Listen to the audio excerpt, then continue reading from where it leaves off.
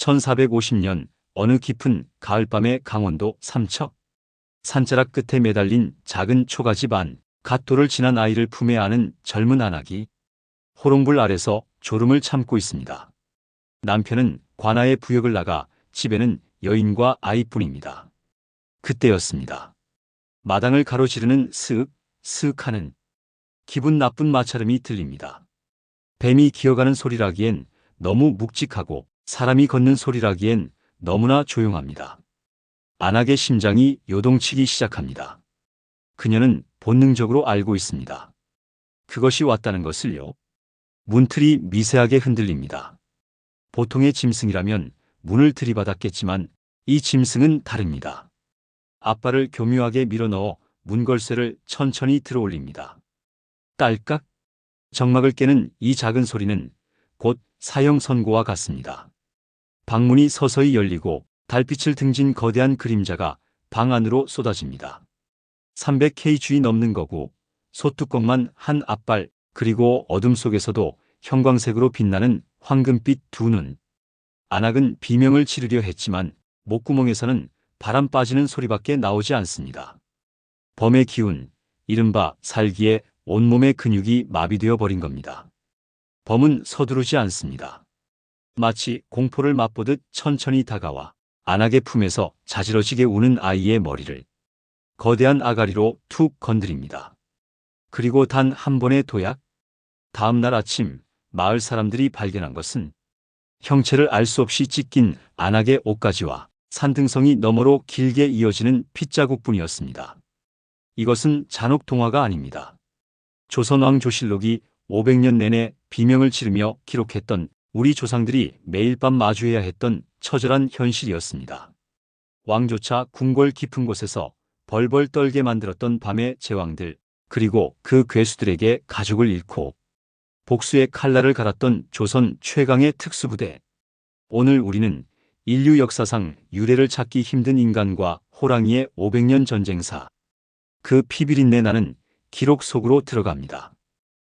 본격적인 이야기에 앞서 여러분의 구독과 좋아요는 더 많은 영상을 제작하는 데 큰 힘이 됩니다. 조선이라는 국가의 기틀이 세워지던 시기부터 이 땅의 진짜 주인은 왕도, 백성도 아닌 산속의 대호들이었습니다. 유교적 이상 국가를 꿈꾸며 도성을 쌓고 법전을 정비했지만 성벽 너머 칠흑 같은 어둠 속에는 인간의 법도가 전혀 통하지 않는 절대 포식자가 군림하고 있었습니다. 조선왕조실록의 첫 페이지부터 마지막 장까지 호랑이라는 단어는 공포의 대명사로 기록되어 있습니다. 이는 단순히 야생동물에 의한 피해 보고가 아니었습니다. 국가의 존립을 위협하는 거대한 재앙이었으며 백성들에게는 피할 수 없는 심벌과도 같았습니다. 당시 한반도의 지형은 거대한 호랑이들의 천국이었습니다. 백두대간을 타고 내려오는 대호들은 시베리아 호랑이의 혈통을 이어받아 몸 길이가 3m에 육박했습니다. 몸무게는 300kg을 가뿐히 넘겼으며 놈들의 앞발은 소뚜껑보다 컸습니다. 그 안에 숨겨진 발톱은 단번에 인간의 흉통을 갈라버릴 만큼 날카로웠습니다. 하지만 조선인을 진정으로 절망케 했던 것은 범의 압도적인 무력이 아니었습니다. 그것은 인간의 지능을 비웃는 듯한 영악함이었습니다. 범은 인간의 생활 양식을 관찰하고 학습했습니다. 마을 사람들이 언제 잠드는지, 어느 집의 담장이 낮은지 정확히 파악했습니다. 심지어 어느 집 아이의 울음소리가 가장 연약한지도 놈들은 알고 있었습니다. 겨울철이면 굶주린 범들은 산 아래 민가로 내려와 소리 없는 학살을 시작했습니다. 놈들은 문창살 너머로 비치는 인간의 실루엣을 보고 정확히 목덜미를 조준했습니다. 앞발로 문걸쇠를 들어올려 방 안으로 침입하는 범의 모습은 귀신보다 더 기괴했습니다. 잠결에 이상한 기척을 느껴 눈을 뜬 부모는 자신의 아이가 범의 아가리에 물려 소리 없이 나가는 광경을 목격해야 했습니다. 범의 침이 바닥에 뚝뚝 떨어지는 소리와 거친 숨소리가 방 안에 가득 찰 때 인간은 공포라는 감정조차 느끼지 못한 채 사지가 마비되었습니다. 이것이 바로 범이 내뿜는 살기였습니다. 놈들의 포효는 공기를 진동시키며 인간의 뇌파를 흔들어 놓았습니다. 여기서 우리는 실록에 기록된 구체적인 비극들을 현미경으로 보듯 파헤쳐야 합니다. 첫 번째는 인왕산 대호의 궁궐 침투 사건입니다.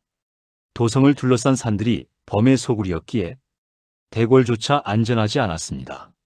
세조대에는 범이 경복궁 후원을 지나 임금의 침소인 강령전 지처까지 접근했다는 기록이 있습니다. 놈은 야간 경비를 서던 금군 별장과 사령들을 목표로 삼았습니다. 횃불의 불빛이 닿지 않는 어둠 속에서 범은 번개처럼 도약했습니다. 첫 번째 병사는 비명도 지르지 못한 채 목뼈가 으스러졌고, 두 번째 병사는 창을 휘두르기도 전에 가슴팍이 갈갈이 찢겼습니다. 범은 사냥감을 먹지 않고 어깨에 메고 성벽을 넘어 사라졌습니다. 다음 날 발견된 것은 주인을 잃은 투구와 피에 젖은 갑옷 조각뿐이었습니다.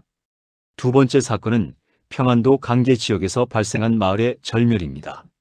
첩첩산중인 강계는 범들의 왕국이었습니다.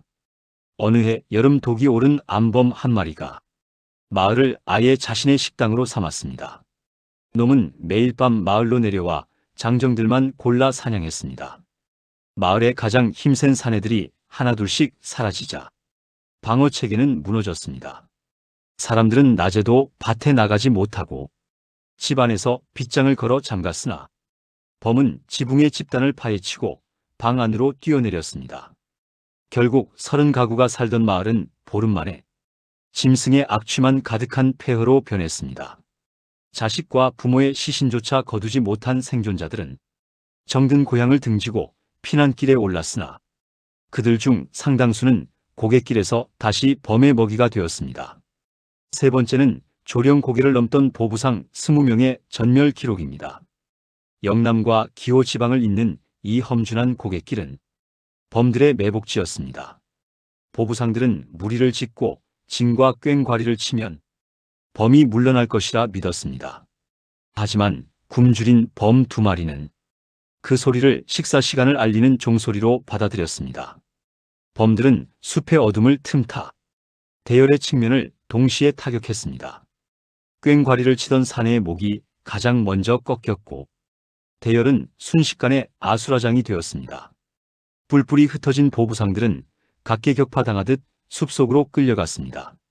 사흘 뒤 관군이 도착했을 때 고갯길에 남은 것은 피에 젖은 등짐들과 주인을 잃은 집신들 뿐이었습니다. 네 번째는 함경도 깊은 골짜기에서 벌어진 포수 부자의 참변입니다. 평생 범을 사냥해온 늙은 포수는 자신의 실력을 과신하여 어린 아들을 데리고 산에 올랐습니다. 하지만 놈은 인간의 사냥 기술보다 한 수 위였습니다. 범은 자신의 흔적을 일부러 남겨 포수 부자를 유인했고 벼랑 끝 막다른 곳에서 역습을 가했습니다. 아버지는 아들을 살리기 위해 스스로 범의 아가리에 몸을 던졌습니다. 나무 위로 피신한 아들은 자신의 아버지가 범에게 산채로 찢겨나가는 광경을 똑똑히 보아야 했습니다. 범은 아버지를 먹으면서도 나무 위를 올려다보며 아들과 눈을 맞췄습니다. 그것은 짐승이 인간에게 보내는 조롱이자 절대적인 공포의 선언이었습니다. 다섯 번째는 강화도 해안가에서 벌어진 수중 사냥입니다. 사람들은 물 위라면 안전할 것이라 믿었지만 범은 수영에도 능숙했습니다. 놈은 섬과 육지를 오가며 어부들을 노렸습니다. 밤바다에서 그물을 정리하던 어부를 낚아채 물속으로 끌고 들어가는 범의 모습은 귀신보다 더 소름 끼쳤습니다. 섬 전체가 범의 서식지가 되어 사람이 살 수 없는 무인도로 변하는 일이 빈번해졌고 백성들은 바다조차 범의 영토임을 깨닫고 절망했습니다. 이처럼 조선의 산과 들, 바다와 도성, 그 어디에도 인간을 위한 안식처는 존재하지 않았습니다. 여섯 번째는 경기도 광주에서 대낮에 벌어진 농민들의 학살입니다. 보리 수확이 한창이던 6월의 한낮에 보리밭 사이에서 매복하던 범 3마리가 농민들을 덮쳤습니다. 황금빛 보리대와 범의 줄무늬는 완벽하게 동화되어 인간의 눈으로는 도저히 식별할 수 없었습니다. 낫지를 하던 농부들이 비명도 지르지 못한 채 하나둘씩 사라졌고 옆에서 일하던 동료가 정신을 차렸을 때는 이미 밭 전체가 피로 붉게 물든 뒤였습니다. 범들은 사냥감을 먹지 않고 근처 숲으로 끌고 가 전시하듯 늘어놓았습니다. 이는 인간의 노동 행위 자체를 위협하는 행위였으며 백성들이 밭을 버리고 굶어 죽는 길을 택하게 만든 결정적인 계기가 되었습니다. 일곱 번째는 강원도 삼척의 동굴에서 발견된 기괴한 무덤입니다. 범은 사냥감을 먹고 난 뒤 유골을 한 곳에 모으는 습성이 있는 경우가 있었습니다. 어느 약초꾼이 우연히 발견한 산속 동굴에는 수십 구의 인골이 쌓여 있었습니다. 그 뼈들은 하나같이 날카로운 이빨 자국이 깊게 박혀 있었고 범의 배설물과 함께 뒤섞여 있었습니다. 그것은 범의 식기장이자 인간의 공동묘지였습니다. 그 동굴 입구에는 범의 발자국이 선명하게 남아있어 이곳이 놈의 왕국임을 선포하고 있었습니다. 여덟 번째는 전라도 지리산 자락에서 발생한 승려들의 실종입니다. 깊은 산속 사찰조차 범의 공격을 피할 수 없었습니다. 새벽 예불을 드리기 위해 대웅전으로 향하던 승려가 마당에서 소리 없이 사라졌습니다. 범은 담장을 넘는 법을 알았고 신발 소리만으로 인간의 위치를 파악했습니다. 불교의 자비조차 짐승의 아가리 앞에서는 무력했습니다. 법당 문을 부수고 들어와 불상 아래서 사람을 찢는 범의 행태는 민초들에게 이 재앙이 신이나 부처도 막아줄 수 없는 천재지변임을 각인시켰습니다. 아홉 번째는 충청도 금강변의 나룻배 습격 사건입니다. 안개 낀 새벽강을 건너던 나룻배 위에 범이 뛰어들었습니다. 좁은 배 안에서 사람들은 도망칠 곳이 없었습니다. 범은 앞발로 사람의 머리를 뭉개고 강물로 밀어넣었습니다. 물속에서 허우적대는 인간들을 하나씩 물어 나르는 범의 모습은 마치 고기잡이를 즐기는 괴물과 같았습니다. 이 사건으로 금강의 물줄기를 따라 형성된 상권이 마비되었고 사람들은 배를 타는 것조차 두려워하게 되었습니다. 열 번째는 한양 도성내 종로 길거리에서 벌어진 참극입니다. 야간 통행 금지 시간이 지난 뒤 순찰을 돌던 술라군들이 종로 한복판에서 범과 마주쳤습니다. 도성 안이라 방심했던 술라군들은 제대로 대응하지 못했습니다. 범은 지붕 위에서 수직으로 하강하여 병사를 덮쳤습니다. 놈은 병사의 갑옷을 종이장처럼 찢어 발기고 심장을 꺼내 먹었습니다. 도성 한복판에서 벌어진 이 백주 대낮과도 같은 사륙은 한양 백성들을 집 밖으로 나오지 못하게 만들었습니다. 이러한 참혹한 사건들은 조선인들의 정신세계를 완전히 무너뜨렸습니다. 범에게 물려 죽은 자의 영혼이 창귀가 된다는 믿음은 단순한 전설이 아니라 사회적 낙인이었습니다. 창귀는 범의 노예가 되어 다음 희생자를 안내해야만 성불할 수 있다고 믿었기에 마을 사람들은 호환을 당한 유가족을 잠재적인 살인마로 경계했습니다. 아들을 잃은 어머니에게 마을 사람들이 돌을 던지며 내 자식이 우리를 데려가려 한다고 소환하는 풍경은 짐승이 만든 지옥보다 더 잔인했습니다. 영적인 공포를 막기 위한 호식총의 건립은 조선인들이 할 수 있는 마지막 저항이었습니다. 시신이 발견된 자리에서 바로 화장을 한 뒤 돌을 쌓고 그 위에 무거운 노시루를 엎었습니다. 그리고 시루의 구멍마다 쇠꼬챙이를 박아 넣었습니다. 이것은 사랑하는 가족의 영혼이 밖으로 나오지 못하도록 쇠로 찔러 가두는 잔인한 봉인이었습니다. 자식의 무덤에 쇠꼬챙이를 직접 박아야 했던 아비의 손은 피로 젖었고 그 눈물은 범에 대한 징후로 변했습니다. 이 징후는 개개인의 복수심을 넘어 국가적인 분노로 타올랐습니다. 더 이상 짐승에게 산천을 내어줄 수 없다는 결의가 전국 고을마다 들불처럼 번져나갔습니다. 범들의 영악함은 무덤을 파헤치는 행위에서도 드러났습니다. 놈들은 간 매장된 시신의 냄새를 맡고 봉분을 무너뜨려 시신을 꺼내 먹었습니다. 산자를 사냥하는 것도 모자라 죽은 자의 안식마저 방해하는 범들의 행태는 조선인들에게 그들을 동물이 아닌 악마의 화신으로 인식하게 했습니다. 범들은 또한 인간의 도구를 역이용하기 시작했습니다. 마을 사람들이 설치한 덕과 함정에 위치를 파악하고는 오히려 그 주변에 배설물을 남겨 영역을 표시하거나 함정을 살피러 나온 포수를 함정 안으로 밀어 넣었습니다. 인간의 지혜를 비웃는 짐승의 지능은 백성들에게 범을 사냥의 대상이 아닌 숭배와 공포의 대상으로 만들었습니다. 사람들은 범을 산신령으로 모시며 정기적으로 제사를 올렸지만 범은 제물로 바쳐진 돼지보다 그 제사를 주관하는 무당의 목덜미를 더 선호했습니다. 조선 중기에 접어들며 호화는 국가의 존망이 걸린 정치적 사안이 되었습니다. 농토는 황폐해졌고 백성들은 조세와 부역을 피해 도망치는 것이 아니라 범을 피해 정든 고향을 등졌습니다. 함경도와 강원도의 수많은 고을이 지도 위에서 사라졌습니다. 왕실은 이 문제를 해결하지 못하면 천명을 잃을지도 모른다는 위기감에 휩싸였습니다. 성리학적 명분을 내세워 자연을 다스려야 할 군주가 짐승 하나를 제압하지 못한다는 비판이 쏟아졌습니다. 임금은 팔도의 관찰사들에게 명하여 범을 잡는 자에게는 파격적인 포상을 내릴 것을 약속했습니다. 노비는 면천하여 양인이 되게 하고 천민은 관직을 제수하겠다는 파격적인 조건이었습니다.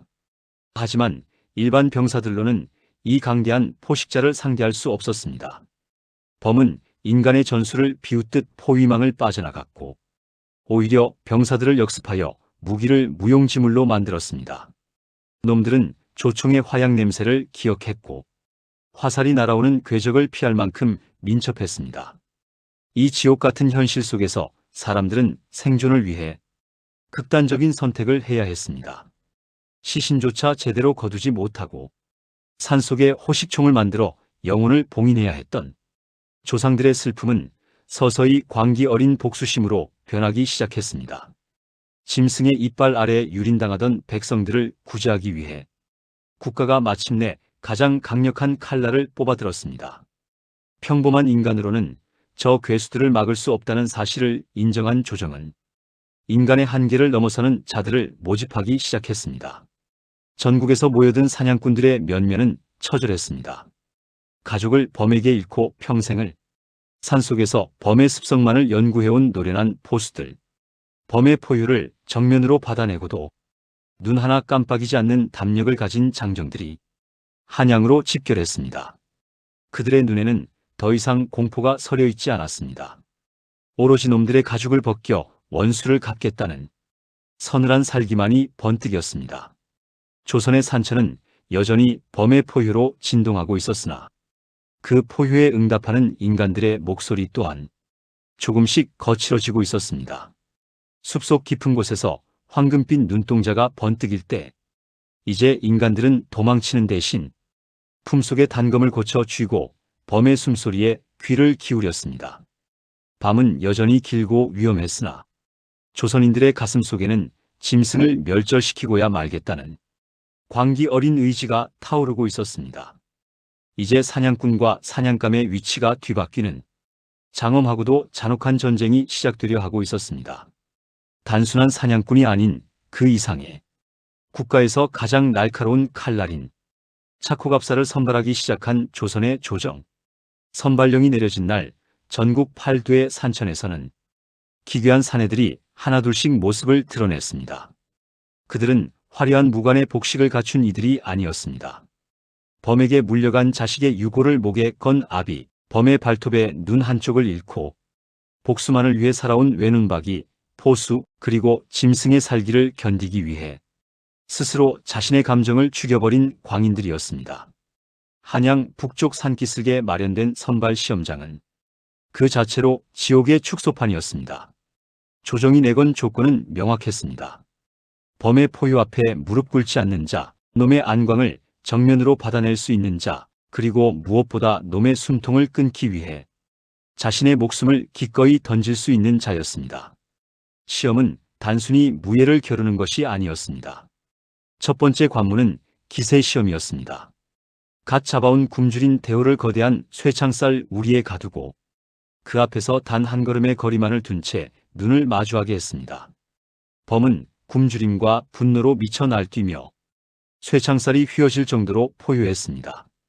일반 병사들은 그 소리만 듣고도 오금을 저리며 실금을 했고 어떤 이들은 공포에 질려 자리에 주저앉아 버렸습니다.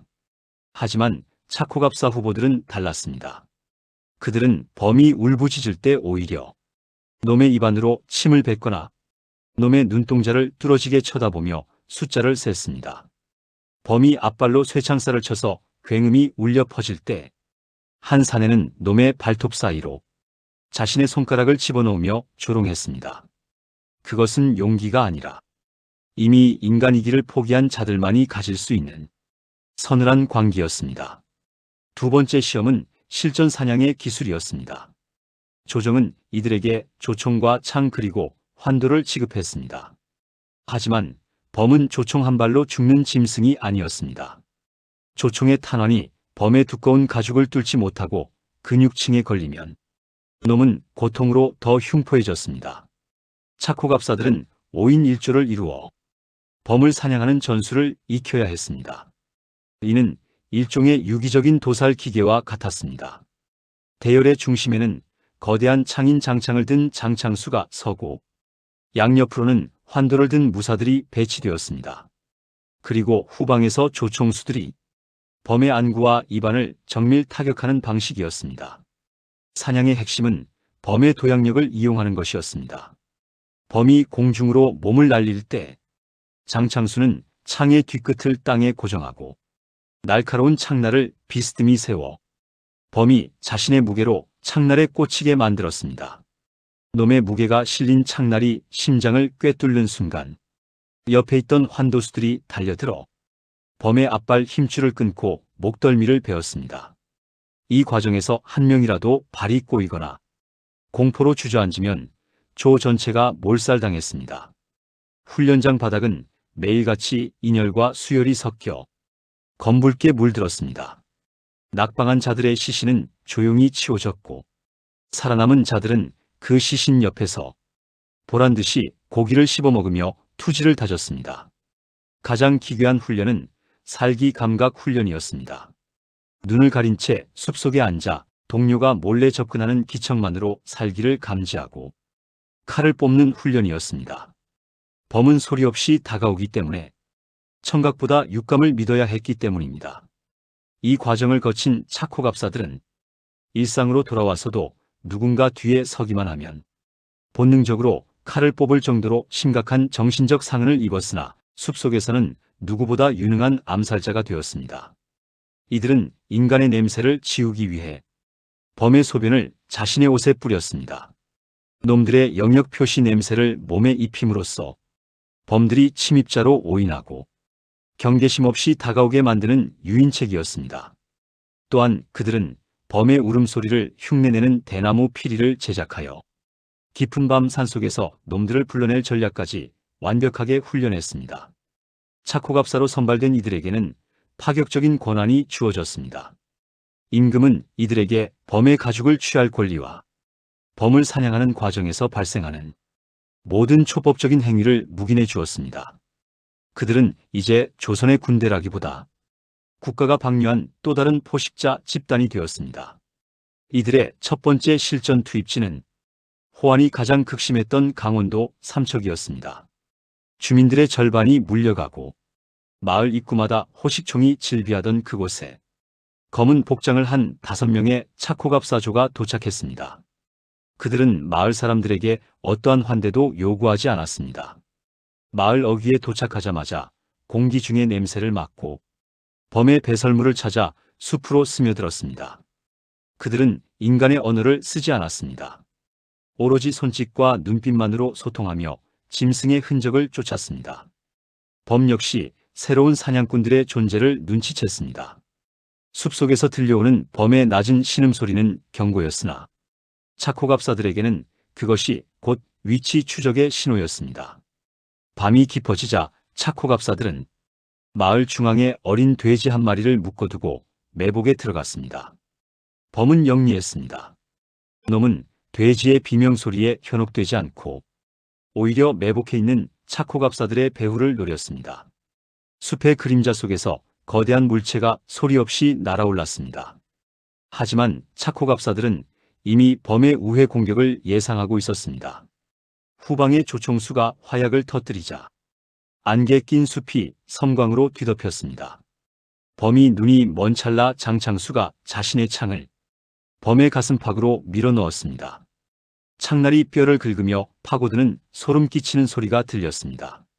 범은 단말마의 포효를 내지르며 창대를 물어뜯었으나 환도수가 놈의 목뼈 사이로 칼날을 박아놓으며 사투를 끝냈습니다. 다음 날 아침 마을 사람들은 평생 자신들을 괴롭히던 대호의 사체가 차코갑사들의 발밑에 놓여있는 것을 보았습니다. 차코갑사들은 범의 배를 갈라 그 안에서 아직 소화되지 않은 마을 아이의 옷자락을 꺼냈습니다. 유가족들은 통곡했고 차코갑사들은 그 피 묻은 가죽을 현장에서 바로 벗겨냈습니다. 그들의 손길은 정교하고 무심했습니다.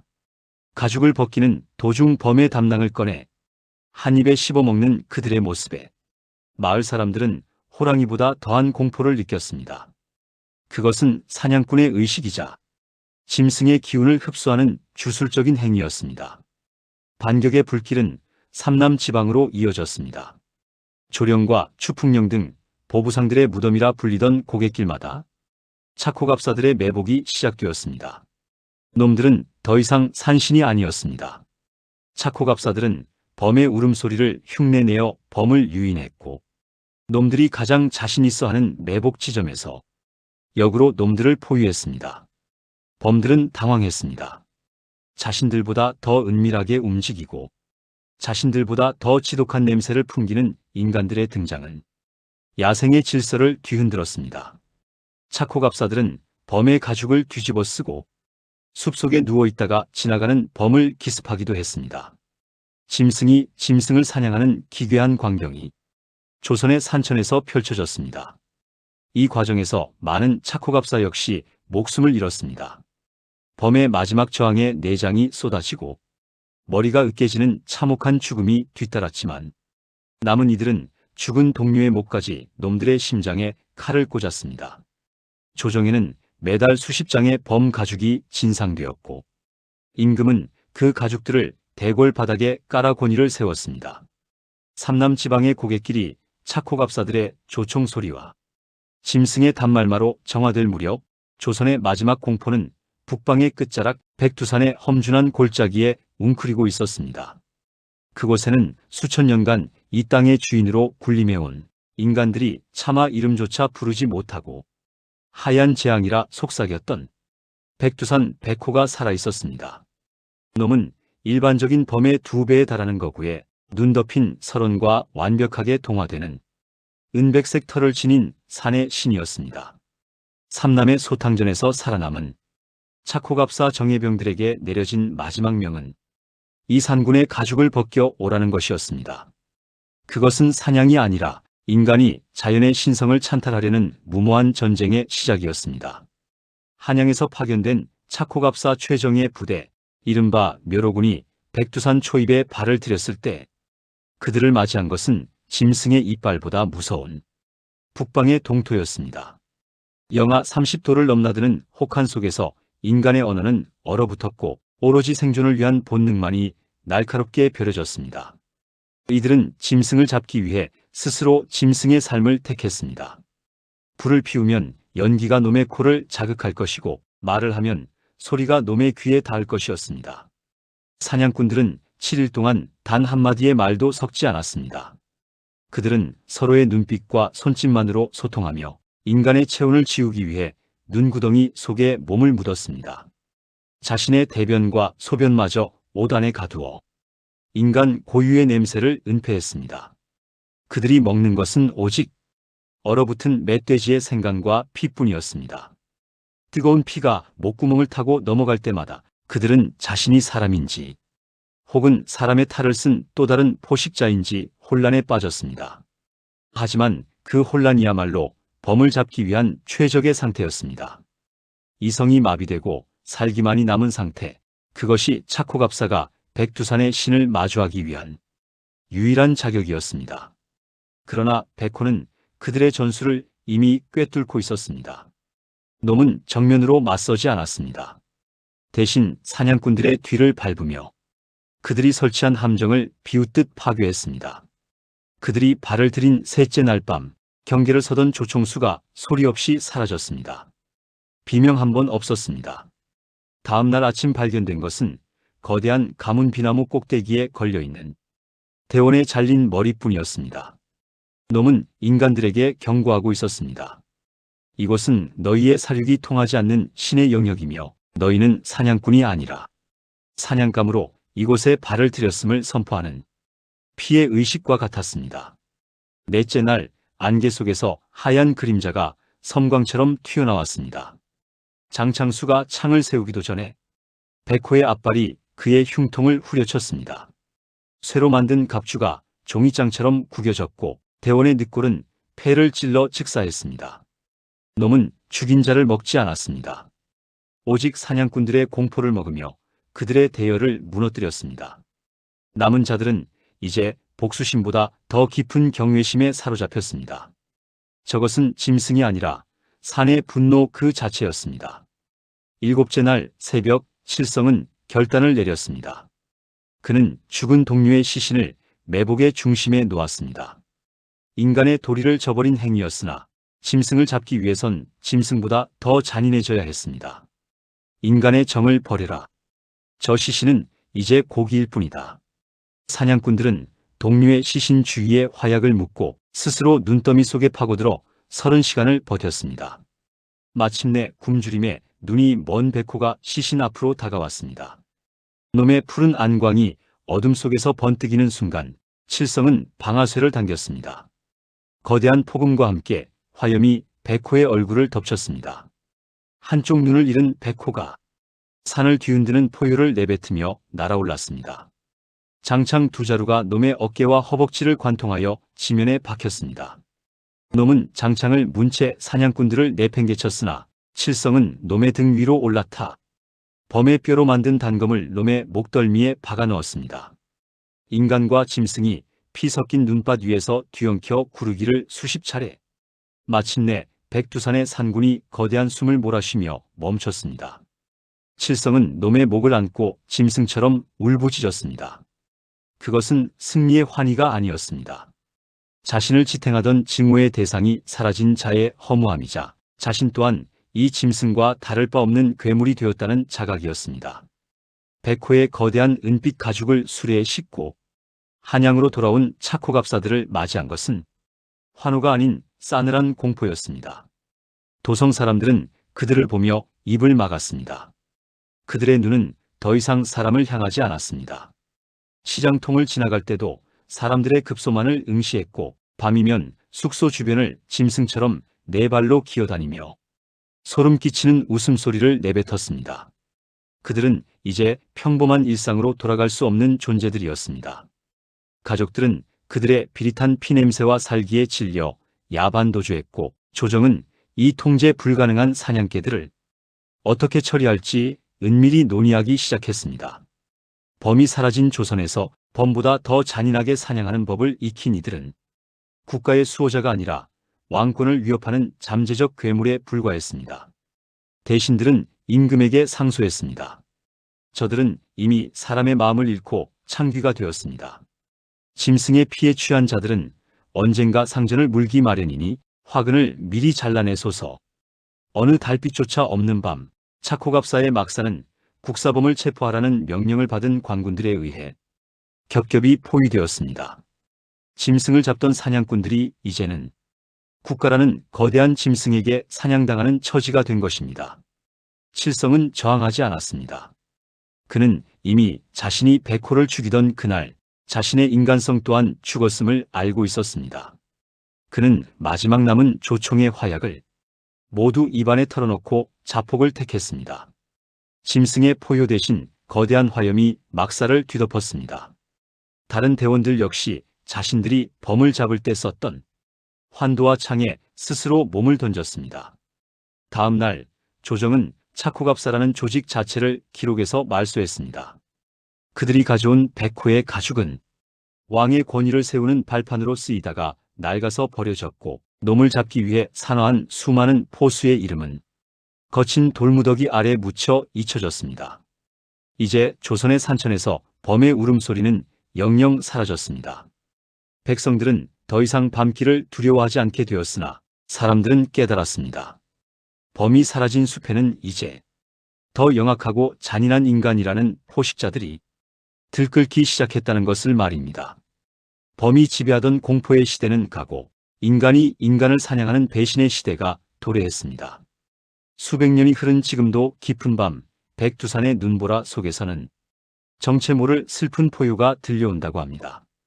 그것은 짐승의 것일까요? 아니면 짐승을 잡기 위해 스스로 괴물이 되어 버려진 사냥꾼들의 영혼일까요? 조선 역사상 가장 찬란하고도 잔혹했던 승리의 기록은 그렇게 핏빛 침묵 속에 잠겼습니다.